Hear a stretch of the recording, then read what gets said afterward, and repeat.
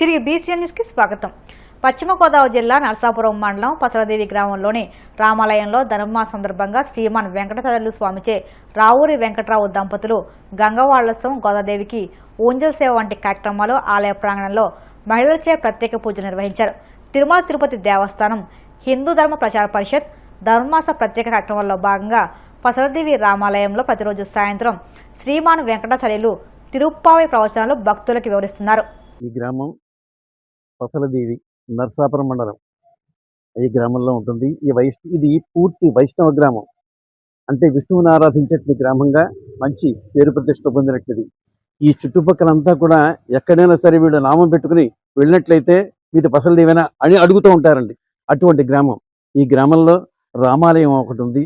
ఆ రామాలయం చాలా పవిత్రమైనది. అనేక మంది అక్కడికి వచ్చి కోరుకున్నవన్నీ కూడా నెరవేరుతున్నాయని చెప్పేటువంటి ఆలయం. అటువంటి ఆలయంలో నేను ఎక్కడో పెనుగొండలో ఉంటే నన్ను ఇక్కడికి రప్పించుకుందండి. ఆ ఆలయమే రప్పించుకుని ఈ ధనుర్మాస కార్యక్రమం అంతా కూడా నెరవేర్చే విధానంగా చేస్తోందన్నమాట. ఇప్పటికి నేను ఇక్కడికి వచ్చి సుమారుగా 25 సంవత్సరాలు పూర్తయ్యాయి. ఇది 26వ సంవత్సరం. 26 సంవత్సరాల నుంచి చేస్తున్నానండి. ఎందుకు ధనుర్మాసం చేస్తే ఏమిటి అని అడగచ్చు. భూమాత యొక్క రుణం తీర్చుకోవడానికి ఈ ధనుర్మాస కార్యక్రమం ప్రతి ఒక్కరూ చేయాలండి. ఇంచేత పుట్టింది ఎక్కడండి? భూమి మీద. పెరిగేది ఎక్కడండి? భూమి మీద. చనిపోయేది ఎక్కడ? భూమి మీదే. కప్పెట్టినా తగలపెట్టినా కానీ సరే అక్కడే జరుగుతుంది. ఆవిడ యొక్క రుణం తీర్చుకోవాలంటే తప్పనిసరిగా ఈ యొక్క నెల్లాళ్ళు కూడా ధనుర్మాస వ్రతం అని చెప్పానంటారు. ఈ ధనుర్మాస వ్రతం పూర్వం ఎవరికి తెలిసేది కాదండి. అమ్మ రుణం తీర్చుకోవాలి. ఎంతసేపు కూడా మనం ధనం కోసం చూస్తామే తప్ప వేరేగా మనం చూడం. అమ్మ రుణం తీర్చుకోవాలంటే తప్పనిసరిగా ధనుర్మాస వ్రతం తప్పనిసరిగా చేయాలి. దీనికి ఏం నియమం ఏం లేదండి, పెద్ద నియమం ఏం కాదు. స్నానం చేయటం, దేవుడికి పొద్దున్నే లేవాలి. పొద్దున్న లేచి స్నానం చేసి దేవుడి దగ్గర దీపారాధన చేసుకోవటం అనేటిదే ప్రధానమైనటువంటిదండి. ఈ నెలనాడు కూడా అలా చేసుకోవాలి. ఓపుకుంటే ఏదైనా కాస్తంత ప్రసాదం చేసుకోవడం, దేవుడికి ఆరింపు చేసుకుంటూ ఉంటాడు. ప్రసాదం అంటే పొంగలి, కట్టు పొంగలి. ఎందుచేత కట్టు పొంగలి పెట్టారు అంటే ఇది శీతాకాలం కాబట్టి దాంట్లో కాస్తంత మిరియం, ఇది శుంఠి, ఇటువంటివన్నీ వేసుకున్నట్లయితే ఎటువంటి రోగాలు ఇటువంటివి రాకూడదా అని అభిప్రాయంతో చేశారండి. ఇవన్నీ కూడా ఒక రకంగా మన హిందూ ధర్మంలో ఏంటి ఆరోగ్య సూత్రాలు ఉంటాయి, ఇటేమో భగవంతుడి యొక్క అనుగ్రహం ఉంటుందండి. ఈ రెండింటికి ఉంటాయి. ఈ విధంగా చక్కగా ఈ కార్యక్రమాన్ని కనుక మనం ఇక్కడ చేస్తున్నాం, ఇలాగా మేము ఎలా చేస్తున్నామో అలాగే అందరూ చేయాలి. భగవంతుడి యొక్క అనుగ్రహానికి పాటుపడాలని చెప్పిన భావనతోటి ఈ గ్రామంలో ఉండేటువంటి వాళ్ళు అందరూ సహకరిస్తూ ఉంటారు. అలా జరుగుతూ ఉంటుంది. ఇప్పటికి కూడా ఇలా జరుగుతుంది. దీన్ని బట్టి మిగతా వాళ్ళు కూడా ఆచరించాలని చెప్పి నేను కోరుకుంటూ స్వస్తి. కాకినాడ జిల్లా జగ్గంపేట నియోజకవర్గంలో స్థానిక MLA TTD board member Jyothula Nehru ఆధ్వర్యంలో సంక్రాంతి సంబరాలు ఘనంగా నిర్వహించారు. భోగి మంటలతో ప్రారంభమైన ఈ వేడుకలు రంగవల్లులు, గొబ్బెమ్మలు, హరిదాసులు, గంగిరెద్దులు, మావటి వాళ్లు కోలాటం, జంగాలు, రుచికరమైన పిండి వంటలు, సాంస్కృతిక కార్యక్రమాలతో కనుల విందుగా జరిగాయి. ఈ సందర్భంగా నెహ్రూ మాట్లాడుతూ భావితరాలకు గుర్తు ఉండిపోయే విధంగా ఈ సంక్రాంతి సంబరాలు నిర్వహించాలని తాపత్రయంతో ఏర్పాటు చేయడం జరిగిందన్నారు. కాకినాడ జిల్లా అధ్యక్షులు జ్యోతుల నవీన్ మాట్లాడుతూ సంక్రాంతి అంటే రైతుల పండుగని జగ్గంపేట ప్రజలంతా ఒక కుటుంబ సభ్యులుగా భావిస్తూ 2 రోజుల ముందుగా వేడుకలు జరుపుకోవడం సంతోషంగా ఉందన్నారు.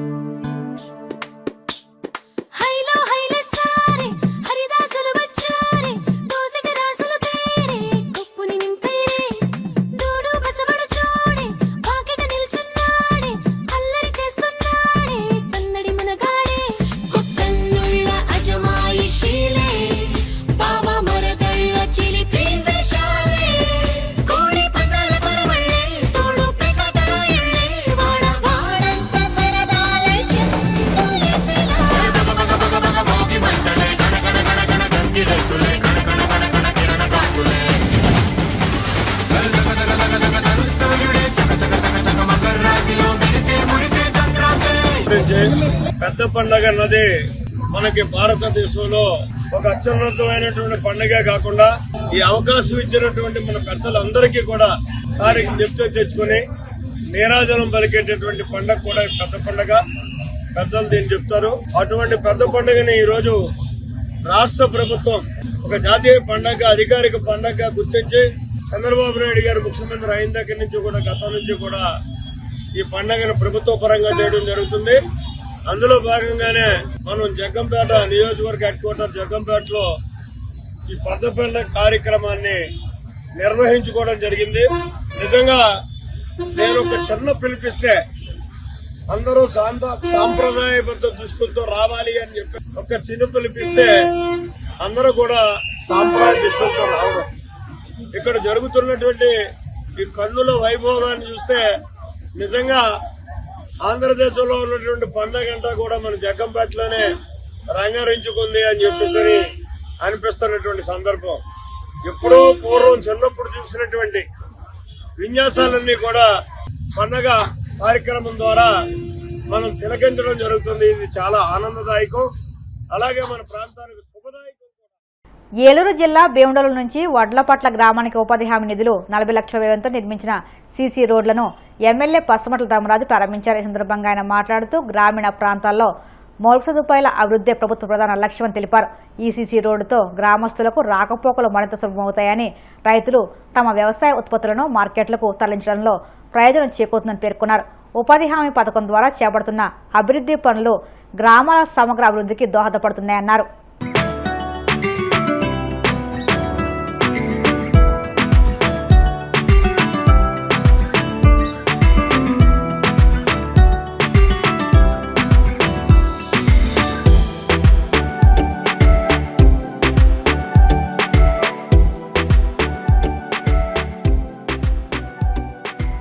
రాష్ట్రంలో కూటమి ప్రభుత్వం రెడ్ బుక్ రాజ్యాంగం అమలు చేస్తుందని వైసీపీ అధికార ప్రతినిధి శ్యామల ఆరోపించారు. ప్రకాశం జిల్లా ఎర్రగొండపాలెంలో నిర్వహించిన సంక్రాంతి సంబరాల్లో పాల్గొనేందుకు వచ్చిన ఆమె కూటమి ప్రభుత్వంపై తీవ్ర ఆగ్రహం వ్యక్తం చేశారు. రాష్ట్రంలో వైసీపీ నాయకులపై దొంగ కేసులు పెడుతున్నారని విమర్శించారు. అందరూ కూడా గుండెల మీద చేసుకుని ఒక విషయం చెప్పాలి. నిజంగా ఈ సంక్రాంతికి మీరు సంతోషంగా ఉన్నారా అన్న? నిజంగా సంతోషంగా ఉన్నారా మీరు?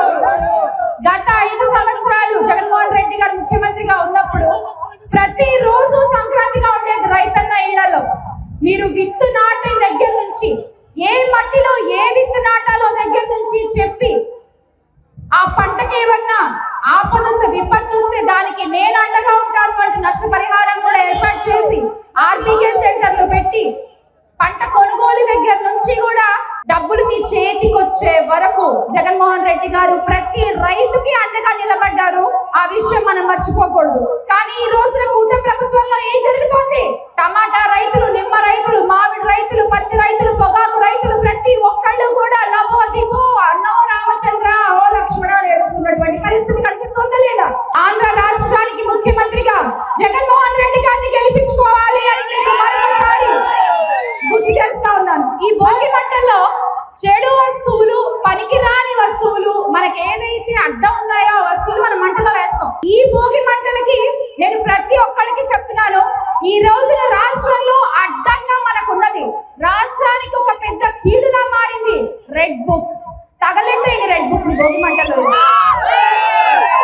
భోగి మంటలో వేసి రెడ్ బుక్ కాల్చేద్దాం. ఎందుకంటే ఈ రెడ్ బుక్ రాజ్యాంగం వల్ల పెద్దిరెడ్డి మిథున్ రెడ్డి గారు, చెవిరెడ్డి భాస్కర్ రెడ్డి గారు, మన పిన్నెల్లి రామకృష్ణారెడ్డి గారు, జోగి రమేష్ గారు, కాకాని గోవర్ధన్ రెడ్డి గారు, ఇలా చెప్పుకుంటూ పోతే ఈ రోజు ఎలా ఉందంటే అక్రమ కేసులు, అక్రమ అరెస్టులు. రెడ్ బుక్ రాజ్యాంగంలో కోడిని కోసినా కేసు, కేక్ కట్ చేసినా కేసు, అలా అయిపోయింది. తాను ముఖ్యమంత్రిగా ఉన్నా, ప్రధానమంత్రిగా ఉన్నా దేశ యువతపై తనకు ఎప్పుడూ మంచి విశ్వాసం ఉంటుందని ప్రధాని మోదీ అన్నారు. మన జన్ జడ్ తరం సృజనాత్మకతతో నిండి ఉందని ఆయన ప్రశంసించారు. Viksit Bharat young leaders dialogue ముగింపు కార్యక్రమంలో పాల్గొన్న ఆయన వివేకానందుడి జీవితం, బోధనల నుంచి స్ఫూర్తి పొంది Viksit Bharat young leaders dialogue వేదికను స్థాపించినట్టు తెలిపారు. వినూత్న ఆలోచనలు, లక్ష్యాలు, ఉత్సాహంతో దేశ నిర్మాణంలో జన్ జడ్ ముందు వరుసలో ఉందని ఆయన పేర్కొన్నారు. గత దశాబ్ద కాలంలో యువత కోసం కేంద్ర ప్రభుత్వం అనేక పథకాలను తీసుకువచ్చిందని తెలిపారు. मैं इस विषय पर आगे विस्तार से बात जरूर करूंगा, लेकिन पहले बात में आज के विशेष दिन की। साथियों, आप सभी जानते हैं कि आज स्वामी विवेकानंद जी की जन्म जयंती है। स्वामी विवेकानंद जी के विचार आज भी हर युवा के लिए प्रेरणा है। हमारे जीवन का लक्ष्य क्या है? पर्पस ऑफ लाइफ क्या है? कैसे हम नेशन फर्स्ट की भावना के साथ अपना जीवन जिए।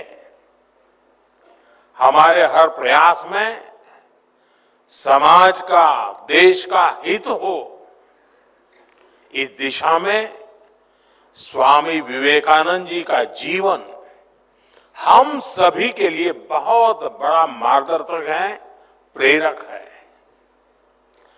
स्वामी विवेकानंद का स्मरण करते हुए हर साल 12 जनवरी को हम राष्ट्रीय युवा दिवस मनाते हैं और उन्हीं की प्रेरणा आज 12 जनवरी को विकसित भारत यंग लीडर डायलॉग के लिए चुना गया है।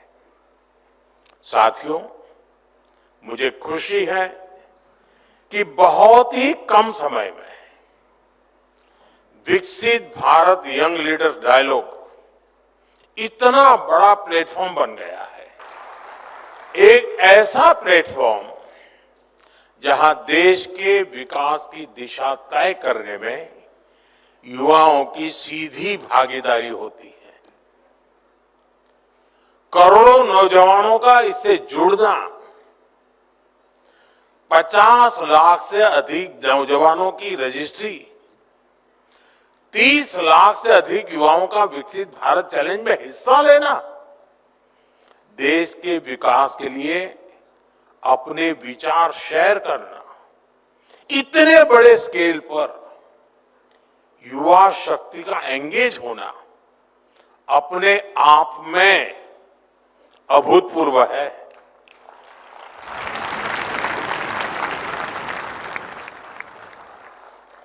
दुनिया के अनेक देशों में आमतौर पर थिंक टैंक, ये शब्द बहुत प्रचलित है, थिंक टैंक की चर्चा भी होती है। వార్తలు ముగించే ముందు ముఖ్యాంశాలు మరొక్కసారి. భక్తుల మనోభావాలపై జగన్మోహన్ రెడ్డి దండయాత్ర చేస్తున్నారన్న మంత్రి పార్థసారథి. రాష్ట్ర అభివృద్ధిని అడ్డుకోవడమే లక్ష్యంగా వైసీపీ విష ప్రచారం చేస్తుందని ఆరోపణ.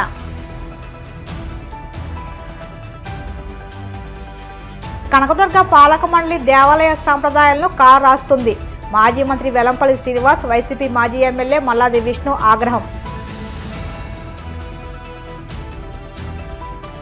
భీమవరంలో పారా మోటార్ ఏరియల్ అడ్వెంచర్ ని ప్రారంభించిన డిప్యూటీ స్పీకర్ రఘురామకృష్ణరాజు. సాహసోపేతంగా తొలి రైడ్ చేసిన జిల్లా collector Nagarani. Viksit Bharat young leaders dialogue ముగింపు కార్యక్రమంలో పాల్గొన్న ప్రధాని మోదీ. వివేకానందుడి జీవితం బోధనల నుంచి స్ఫూర్తితో ఈ వేదికను ప్రారంభించినట్లు వెల్లడి. ఈ వార్తలు ఇంతలో సమాప్తం. మరిన్ని వార్తల కోసం BCN digital YouTube channel, Facebook పేజీని ఫాలో అవ్వండి. అప్డేట్ వార్తల కోసం ప్లీజ్ సబ్స్క్రైబ్.